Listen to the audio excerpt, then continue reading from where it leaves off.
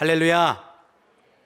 오늘 현장 예배의 자리로 또 각 가정의 가정성전에서 함께하는 우리 꿈의 공동체를 진심으로 축복하고 응원합니다. 오늘 담임 목사님께서는 기도 주간으로 잠깐 이제 자리를 갖고 계십니다. 그래서 제가 오늘 함께 말씀을 나누게 됐는데요. 너무 기대되고 너무 감사함이 넘치는 것 같습니다. 오늘 하나님께서 우리에게 주시는 말씀은 마태복음 11장 28절에서 30절까지의 말씀인데요. 우리 한 절씩 교독하면서 읽도록 하겠습니다. 수고하고 무거운 짐진 자들아 다 내게로 오라. 내가 너희를 쉬게 하리라. 나는 마음이 온유하고 겸손하니 나의 멍에를 메고 내게 배우라. 그리하면 너희 마음이 쉼을 얻으리니. 같이 읽습니다. 이는 내 멍에는 쉽고 내 짐은 가벼움이라 하시니라. 아멘, 아멘. 얼마 전이 설 명절이었습니다. 어떻게 명절 잘 지내셨나요? 네, 할렐루야. 많은 분들이 근데 올해는 가족을 많이 뵙지 못하고 또 그래서 안타까움이 좀 있는 것 같습니다. 근데 또 한편으로는 이제 모임이 좀 제한되기 때문에 집에서 아마 이렇게 계셨던 분들도 많았으리라고 생각이 돼요. 오랜만에 집에 계셨을 텐데 어떻게 좀 푹 좀 쉬셨나요? 네. 제가 근데 이제 쉼이라는 걸 생각하다 보니까요, 쉰다라는 게 개념이 조금씩 다른 것 같아요, 사람마다. 그래서 쉼이라는 개념이 무엇이 있는가 제가 세 가지를 한번 제 나름대로 정리를 해봤거든요. 한번 첫 번째 쉼이 뭔가 사진 한번 볼까요?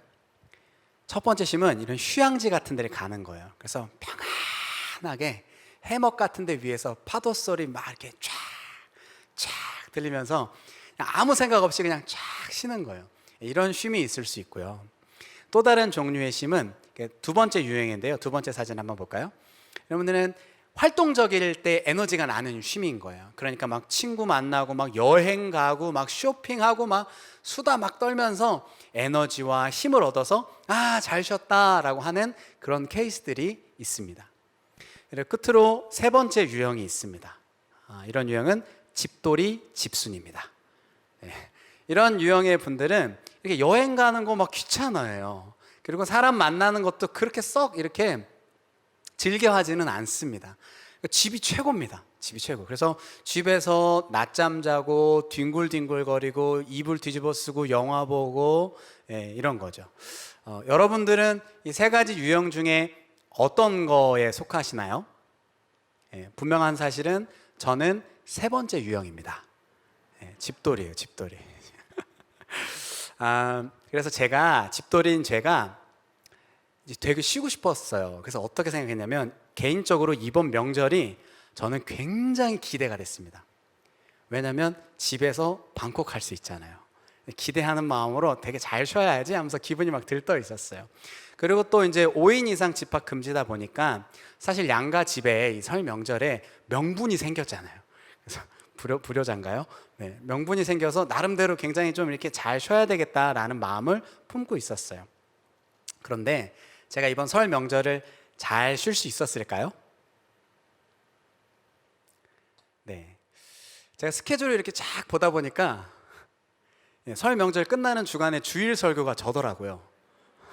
그래서 참 제가 여기까지 하겠습니다. 농담인 거 아시죠? 농담인 거 아시죠? 사실 이 영광스럽고 귀한 자리에 제가 마음이 너무 설레어서 밤잠도 설치고 힘들었어요. 농담입니다, 농담. 사실 몸은 조금 힘들었는데 제가 이렇게 말씀을 준비하고 이렇게 하다 보니까 제 영적인 내면 안에 기쁨이 넘치고 에너지가 채워지는 걸 또 경험하게, 충만하게 또 제가 에너지가 채워지는 걸 경험하게 되는 복된 시간이었어요. 근데 사실 우리가 코로나가 이제 이렇게 되면서 어떤 부분에서는 우리가 가장 누리고 싶은 게 바로 이 쉼이라는 주제가 아닌지 모르겠습니다. 여러분 잘 쉬고 싶으시죠? 네, 주말에 쉬셔서 충분하신가 보네요. 잘 쉬고 싶으시죠? 그러면 어떻게 하는 게 잘 쉬는 걸까요? 이 진짜 참된 쉼이라는 건 이런 것 같습니다. 육체적인 쉼과 내적인 평안의 쉼이 함께 공존할 때요. 그때 우리는 잘 쉬었다라고 이야기할 수 있어요. 오늘 본문에 보면 주님께서 쉼이라는 것에 대해서 이야기합니다. 그런데 이렇게 말씀하시죠. 수고하고 무거운 짐진 자들아 다 내게로 오라. 내가 너희를 쉬게 하겠다. 그리고 나의 멍에를 메고 배워라 라고 말씀하세요. 쉼을 준다고 말씀하시면서 동시에 멍에를 메고 배우라고 합니다. 그러니까 이 말씀을 좀 그러니까 요약해 보면 이런 거예요. 쉬는 것도 어쩌면 배워야 되는 것 같아요. 오늘 그래서 우리가 새로운 인생을 하나님께서 우리 가운데 허락하셨고 지금 우리가 그 과정 가운데 있는데, 우리가 더 풍성한 새로운 인생을 누리려면 어떻게 해야 되느냐? 뭔가 배워야 된다라는 거예요. 무엇을 배워야 되느냐? 오늘 두 가지를 배워야 되는데 그 중에 첫 번째는 이것입니다. 우리가 같은 목소리로 한번 읽어보겠습니다. 쉼을 얻는 법을 배워라 라는 거예요. 같이 한번 읽어볼까요? 쉼을 얻는 법을 배워라. 네, 쉼을 얻는 법을 배우라는 거예요. 오늘 본문 28절에 이렇게 기록하고 있는데요, 우리 한 목소리로 읽겠습니다. 시작. 수고하고 무거운 짐진 자들아 다 내게로 오라. 내가 너희를 쉬게 하리라. 네, 오늘 본문에서 주님이 말씀하고 계시는 거예요. 수고하고 무거운 짐을 진 자들아 다 내게로 오라. 내가 너희를 쉬게 하겠다. 너무 감사한 메시지죠. 그런데 수고하고 무거운 짐을 쉬게 만들어줄 때 선행되어야 하는 조건이 하나 있습니다. 말씀을 자세히 보시면요, 수고하고 무거운 짐진 자들이 누구 앞으로 나와야 되나요? 주님 앞으로 나와야 된다는 거예요. 주님 앞으로 나아올 때 쉼을 얻을 수 있다는 말이에요. 주님이 계신 곳까지 나와야 쉼을 얻을 수 있다는 거예요. 그곳까지 가야 쉼을 누릴 수 있다는 겁니다. 그런데 되게 많은 분들이 주님이 계신 곳으로 가지는 않습니다. 주님을 오라고 하지요. 그리고 내가 있는 환경 가운데 주님을 초청하면서 나에게 쉼을 달라고 얘기합니다. 근데 오늘 본문은 그렇게 말씀하고 있지 않아요. 주님께서 뭐라고 말씀하시죠? 수고하고 무거운 짐진 자들아 다 내게로 오라. 바꿔서 얘기하면 주님 앞으로 가야 쉼을 얻을 수 있다는 겁니다. 마태복음 8장에 보면요, 나병 환자에 대한 이야기와 또 백부장의 하인이 고침받은 사건이 기록되게 됩니다. 이 과정을 좀 이제 보게 될 때 우리가 좀 본문의 배경을 이해해야 되는데, 예수님께서 산상수훈, 그러니까 가르치심을 마치시고 나서 산에서 내려옵니다. 이미 그 사이에 기적과 이적들이 굉장히 많았어요. 수많은 사람들이 예수님을 따랐다라고 마태복음 8장 1절은 기록하고 있습니다. 그러니까 사람들이 놀랄 것도 주님이 가는 곳에 옷깃만 스쳐도 병이 나고요, 말씀으로만도 병이 났고요, 하여튼 가는 곳곳마다 기적과 능력이 막 쏟아지는 거예요. 그러니까 사람들이 막 무리지어 다니고 그것을 보고자 하고 주님을 따라다니면서 신기했다라는 말씀입니다. 그런데 주님이 행하시는 일을 보고 그것을 따르는 사람도 많았지만 병 고침을 받고 은혜를 입는 특별한 사람들이 있었다라는 거예요. 아주 소수의 사람들이요. 어떤 사람들이었을까요?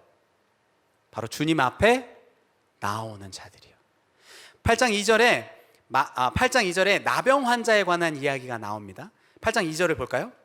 한 나병 환자가 나와 절하며 이르되, 8장 5절에 한 백부장이 나와 간구하여 라고 기록되어 있어요. 지금 뭡니까? 공통점이 뭐죠? 누구 앞으로 나왔을 때요? 주님 앞으로 나왔을 때요. 수많은 사람들이 둘러싸여 있었습니다. 그러나 은혜를 입은 자는 굉장히 적었다라는 거예요. 아주 특별했다라는 거죠. 혼인잔치에 초대된 사람은 무수히 많을지라도 택함을 입은 자가 적다라고 했습니다. 그럼 특별한 은혜를 누리는 자, 특별한 고침을 받았던 자, 그들의 특징이 무엇이었죠? 주님 앞으로 나와왔을 때라는 겁니다. 그가 계신 곳으로 나와와야 치료를 받을 수 있고, 그가 계신 곳으로 나올 때 쉼을 얻을 수 있습니다. 성경 또 다른 곳 히브리서 11장 6절에서는 그에게 나올 때 상을 준다라고 얘기합니다. 히브리서 11장 6절입니다. 제가 읽습니다. 하나님께 나아가는 자는 반드시 그가 계신 것과 또한 그가 자기를 찾는 자들에게 무엇을 주신다고요? 상 주시는 것을, 이 바꿔서 상이라는 건 은혜를 베풀어 주신다는 걸 해석할 수 있어요. 그러니 지금 주님께서 말씀하시는 건 주님을 찾고 주님 앞으로 나오는 자들에게 쉼을 얻을 수 있고, 주님 앞에 나오는 자들에게 특별한 은혜가 임한다. 할렐루야. 주님 앞에 나와왔던 나병 환자, 주님 앞에 나왔던 백부장, 그의 믿음을 통해 고침받았던 하인의 사건, 우리는 그것에 주목해야 된다는 거예요. 주님 앞으로 나오는 자들이 고침받았다는 그 사실에 주목해야 된다는 거예요. 주님 앞으로 나올 때 참된 쉼을 누릴 수 있다는 사실에 주목해야 된다는 겁니다. 그럼 예수님이 말씀하시는 쉼이란 도대체 무엇인가요? 이 쉼이라는 것. 이 쉼이라는 말은 아나파우오라는 말입니다. 이 두 가지 뜻이 같이 있는데 하나는 육체적인 쉼을 얘기해요. 육체적인 피로에 대한 쉼을 허락하실 때 이 단어를 쓰기도 하고요. 또 하나는요, 우리 이런 말씀 들어보셨죠? 마음을 시원케 한다. 이게 뭐예요? 근심 걱정이 내면에 있는 정서에 대한 쉼이죠. 그러니까 지금 이 쉼, 예수님께서 말씀하셨던 쉼이라는 것은요, 육체적인 것과 영적인 것이 함께 동반되는 쉼을 의미합니다. 근데 이런 육체적인 쉼과 내적인 쉼을 지금 누구에게 준다고 하고 있죠? 누구에게 준다고 하고 있나요? 바로 주님 앞으로 나오는 수고하고 무거운 짐을 진 자들에게 이 평안의 쉼을 주신다라는 거예요. 근데 예수님께서 이 짐이라는 표현을 쓰셨잖아요. 무거운 짐. 이 무거운 짐이라는 단어를 쓰신 이유가 있습니다. 그 예수님 당시에 이 백성들에게 이 율법이라는 단어는 무거운 짐 혹은 멍에라는 단어로 비유되기도 했어요. 당시의 율법사들과 바리새인들이 백성에게 이 율법을 자꾸 가르치고 율법대로 사는 것을 강요하고 자로 줄 대듯이 그렇게 자꾸 힘들게 하는 거예요. 그러니까 모든 일상생활에서 율법을 지키려고 하니 이들이 율법에 매여져서 살기가 너무 힘들었다는 겁니다. 율법의 무게와 짐으로 인해 그들이 지쳐 쓰러졌다는 겁니다. 그래서 주님이 율법을 주고 율법을 지키지 않는 그들에게 마태복음 23장 4절에서는 이렇게 말씀하시기도 합니다. 또 무거운 짐을 묶어 사람의 어깨에 지우되 자기는 이것을 한 손가락으로도 움직이려 하지 아니하며, 누군가에게는 율법을 자처럼 재면서 힘들게 하면서 정작 본인은 피해간다라는 거예요. 여러분, 오늘날 그 팔레스타인 지방에 가게 되면요, 여전히 율법이 짐처럼 느껴지는 환경들이 많이 있습니다. 하나 엿볼 수 있는 게 바로 안식일에 관한 건데요, 탈무드에 보면 샤밧이라는 장이 나옵니다. 근데 샤밧이라는 장에 보면 그게 뭐냐면 안식일에 하지 말아야 될 금기사항에 대해서 적어놓은 장이에요. 근데 대표적으로 39가지를 기록했는데 사실 39가지만 기록한 건 아니고 더 많지만 굉장히 중요한 핵심들만 적어놓은 거예요. 제가 흥미로워서 이것을 몇 가지를 우리 성도님들께 조금 소개해드리려고 합니다. 내용이 이런 것들이에요. 긁어 모으기.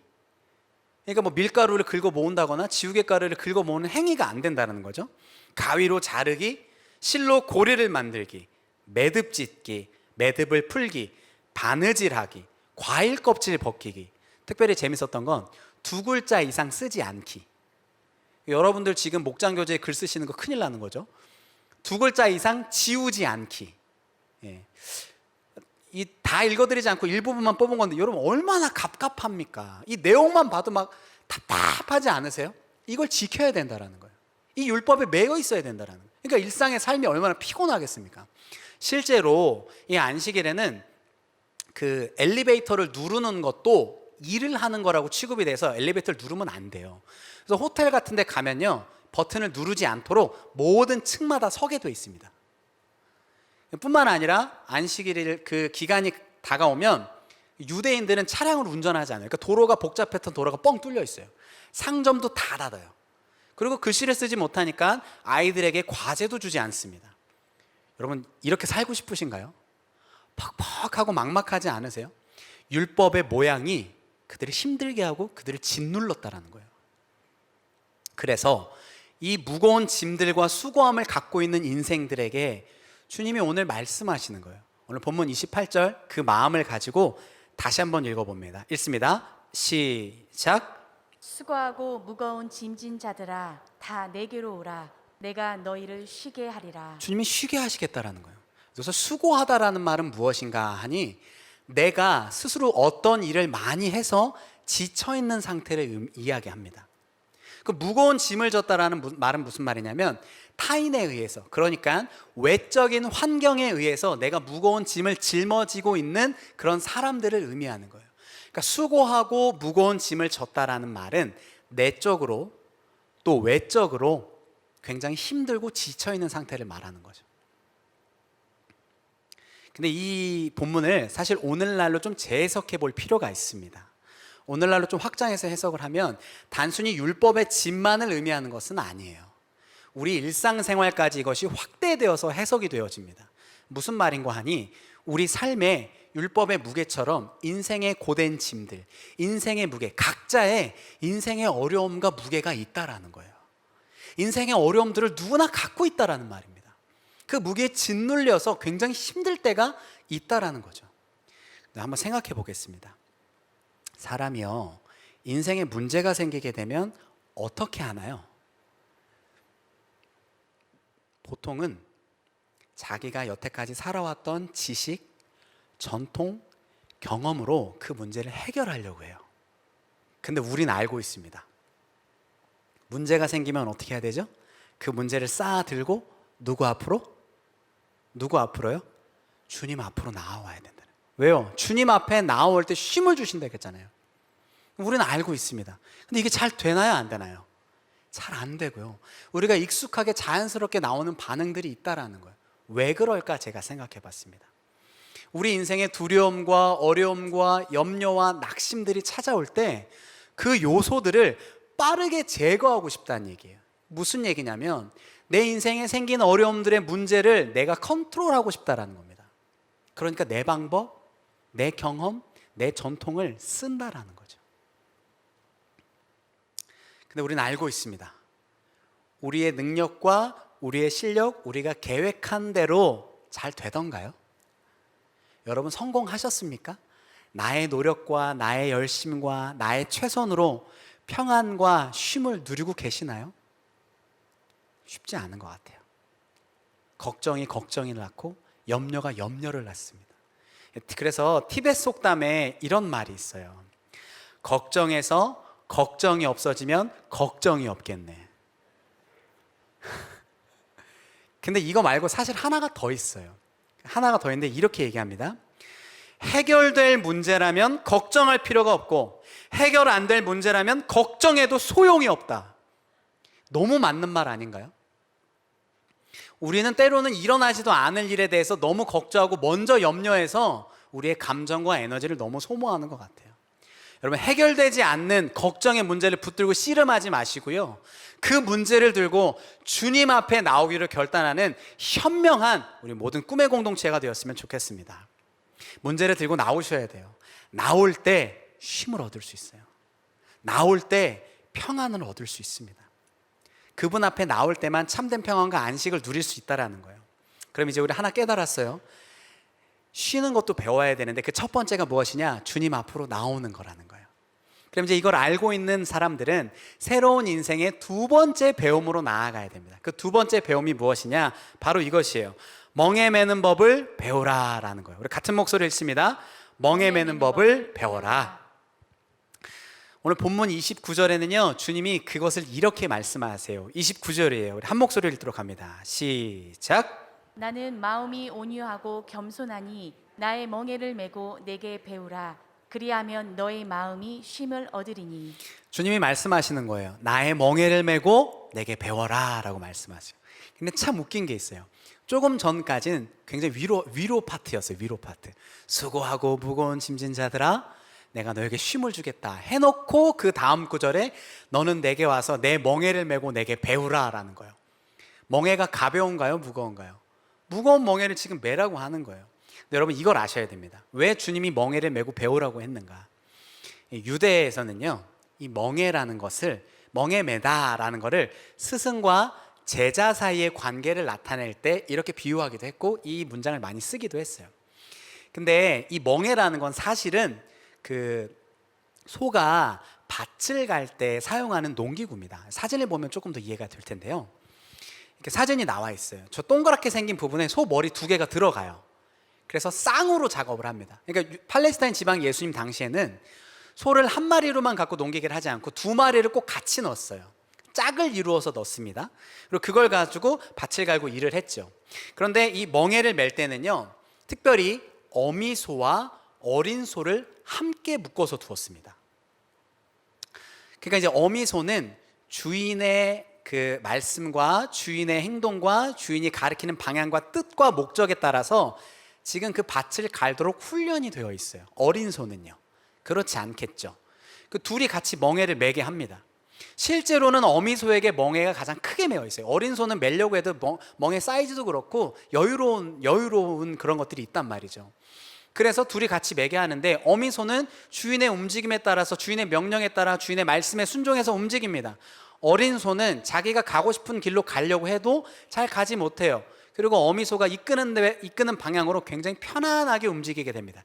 이 과정을 통해서 어린 소는 주인이 이렇게 얘기할 땐 이렇게 가는 거구나, 이렇게 얘기할 땐 저렇게 가는 거구나 라는 주인의 말씀에 따른 순종의 과정, 그런 것들을 배우게 되는 것이죠. 훈련하게 되는 것이죠.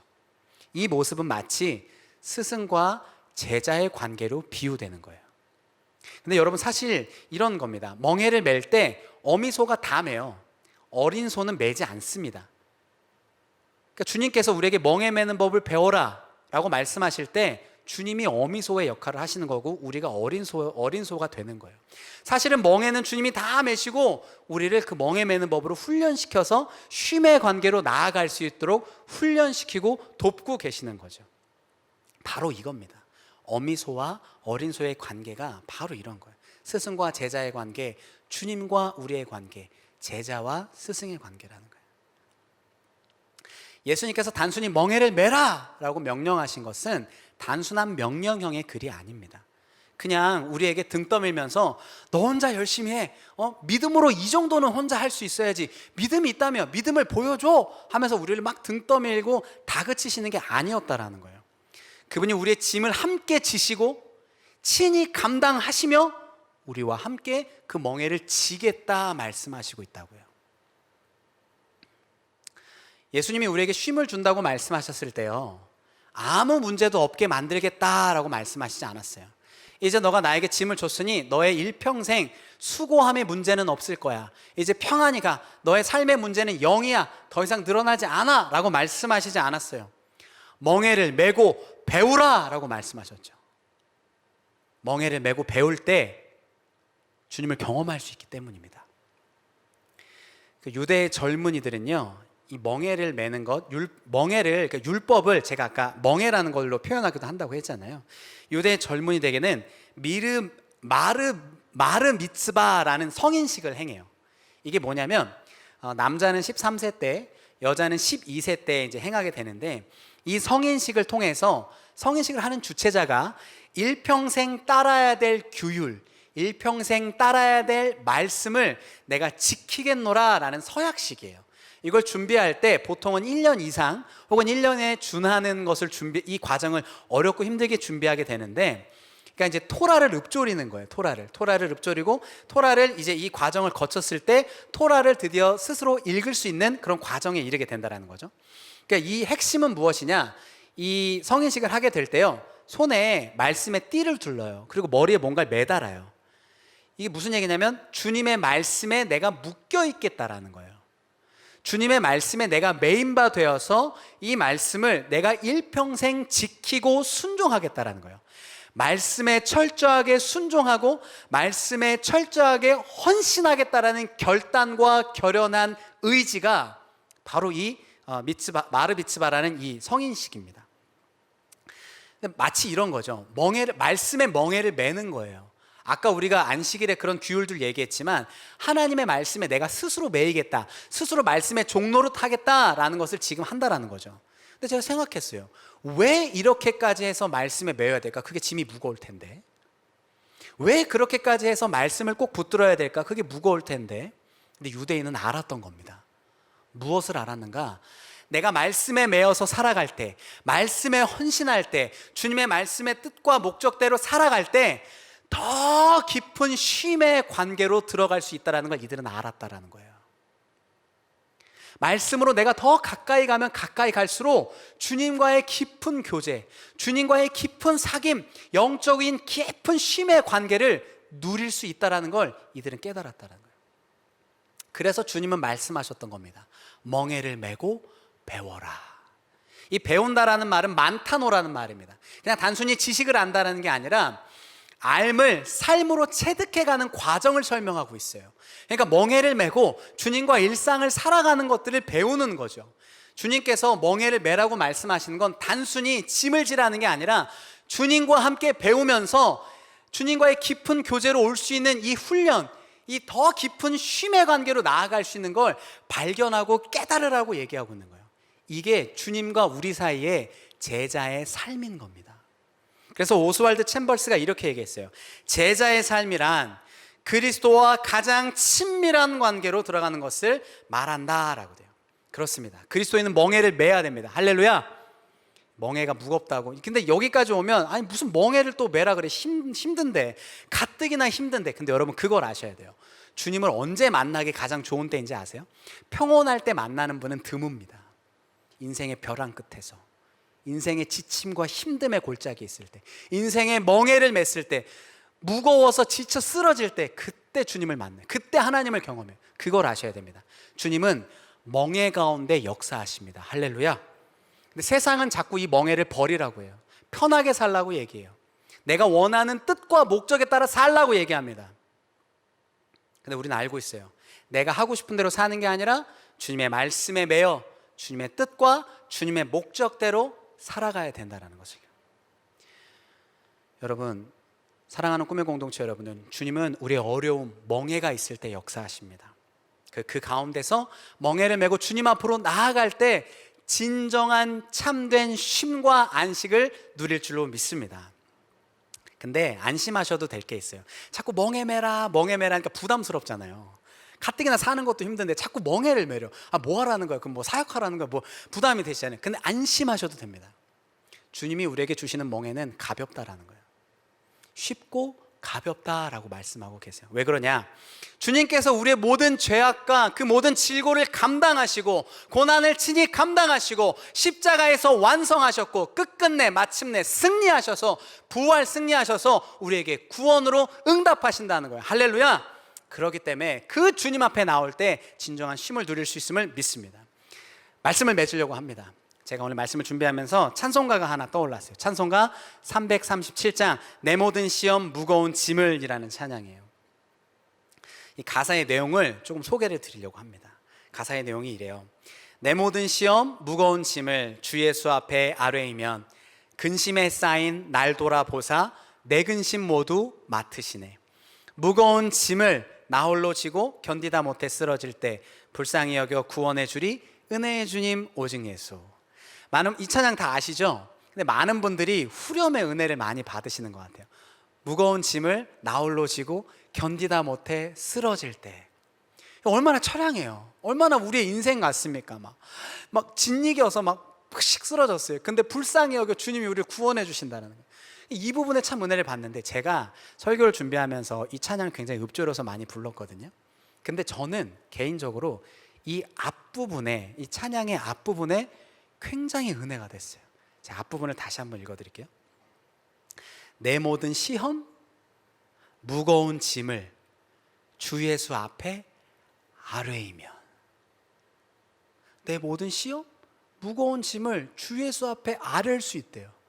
내 어려움과 인생의 어려움을 주님 앞에 토로할 수 있대요. 이 구절이 제 마음을 뜨겁게 채우는 거예요. 인생의 어려움 속에 낙담되어 있지만 내가 혼자가 아니라 주님께 말할 수 있고 주님께 의탁할 수 있다는 이 사실이 얼마나 안심이 되고 위로가 되는지 모르겠습니다. 여러분, 삶이 무너질 것 같지 않으세요? 걸어가도 너무 힘들고 고단하지 않으세요? 여러분, 주님이 함께 계신다는데 무엇이 두렵고 무엇이 어렵겠습니까? 우리가 힘들다고 느낄 뿐이지 주님께서는 이미 우리에게 새로운 인생을 허락하신 줄 믿습니다. 그 새로운 인생 과정 가운데 우리가 지금 있음을 고백합니다. 근데 이 과정 가운데 우리가 해야 되는 게 있어요. 이미 이 과정 가운데 주님이 함께 계시지만 이 과정 가운데 우리가 쉼을 얻는 법을 배워야 돼요. 그 방법은 주님 앞에 나오는 겁니다. 우리가 또 하나는 멍에 매는 법을 배워야 돼요. 여러분, 멍에 무겁다고 외면하지 마세요. 멍에 무겁다고 내려놓지 마세요. 버겁다고 도망가지 마십시오. 숨어있지 마세요. 당당하게 우리 삶에 주어진 멍에를 메고 주님 앞에 나와 주님 앞에 읊조리며 주님 앞에 말씀하는 거야. 주님 앞에 우리 입술로 고백하는 거야. 주님 도와주세요. 주님 도와주세요. 내 삶의 어려움과 막막함 속에서 나 혼자 덩그러니 서 있는 것 같은 이 어두움과 이 두려움 속에서 주님 도와주세요. 주님 붙들어 주세요 라고 아뢰일 수 있는 저와 우리 꿈의 교회 모든 공동체가 되었으면 좋겠습니다. 그렇게 할 때 주님께서 우리 인생 가운데 새로운 일, 또 기이한 일을 우리 가운데 이루어 주실 줄로 믿습니다. 우리 마음을 모아서 찬양 고백하며 나아가도록 합니다.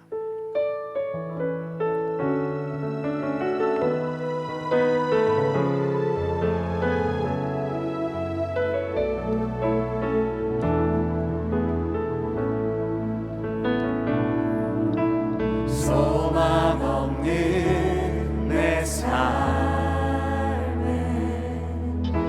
새 생명 허락하시 날 향한 주님의 은혜 놀라운 주님의 사랑 삶의 문제가 우리를 짓눌러도